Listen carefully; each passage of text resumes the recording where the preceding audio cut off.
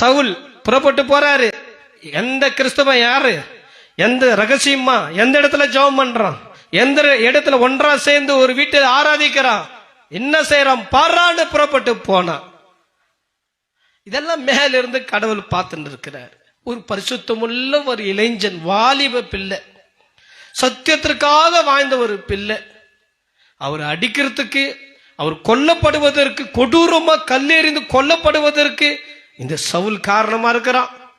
ஒரு கிறிஸ்தவ வாலிபன் மிகவும் ரத்தம் சிந்தப்பட்டு கொடூரமா தாக்கப்பட்டு கொல்லப்படுவதற்கு காரணமா இருக்கிறான்.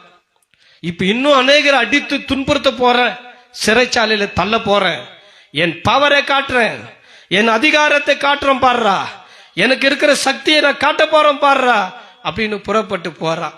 இன்னைக்கு கூட கொஞ்ச நாள் ஆட்சி செய்கிற தலைவனும் கூட எங்க ஆட்சி வந்துச்சு, என்ன பண்றோம் பார், ஒரு ஆலயம் இருக்காது, ஆலயங்களை இடிக்கிறோம் பாடுறா, ஊழியக்காரங்களை அடிக்கிறோம் பாடுறா, அங்க வாயில சாணியை திணிக்கிறோம் பாடுறா, அவன் எப்படி பிரசங்கம் பண்ண போறான் பாக்குறோம் பாடுறா, வேதத்தை எவன் வாசிக்க போறான் பாக்குறோம் பாடுறா, அவங்கள ஒழிச்சு காட்ட போறேன், கிறிஸ்தவமே இந்த இந்தியாவில் இருக்க கூடாதுன்னு நான் பார்க்க போறேன்டா, ஒழித்து காட்டுறேன்னு. நீ இல்ல, உங்க அப்பனுக்கு அப்ப வந்தாலும் இயேசு ராஜாவின் பிள்ளைகளை, கிறிஸ்தவத்தை, வேதத்தை எந்த சக்தியால் அழிக்க முடியாது. இவர் சர்வ வல்லமுள்ள தேவன். ஒரு தாமச அழித்தா ஆயிரக்கணக்கான தாமச கர்த்தர் எழுப்புவார். ஒரு சாமானியமான ஒரு அற்ப விசுவாசியா இருக்கிற, ஒன்றுத்துக்கு உதவாது இருக்கிற ஒரு பலவீனமான ஒரு பிள்ளைய அடித்து துன்புறுத்தி கொலை செய்தாலும் அந்த ரத்தத்திற்கு ஈடாக லட்சக்கணக்கான கிறிஸ்தவர்களை ராஜாதி ராஜா எழுப்புவார்.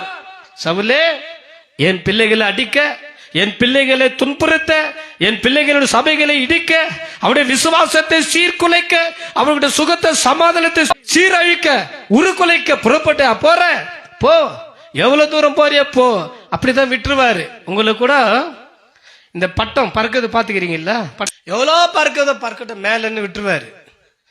எவ்வளவு மேல போதோ போட்டோம், மேல போட்டோம், நீ உங்ககிட்ட எவ்வளவு நூல் இருக்குது விட்டுரு, அது எவ்வளவு மேலன்னா போட்டோன்னு ஒன்னும் பண்ண மாட்டார். மேல அந்த பட்டம் தெரியுமா, பறந்துனே இருக்கும். ஒரு சிசர் மல்லமா அப்படி கட் பண்ணிட்டாருன்னா பட்டம் மேலதான் இருக்கும் கொஞ்ச நேரத்துக்கு. அதன் பிறகு காற்று எந்த பக்கம் அடிக்குதோ அது அடிக்கப்பட்டு ஒன்றும் இல்லாம காணாமல் போயிடும்.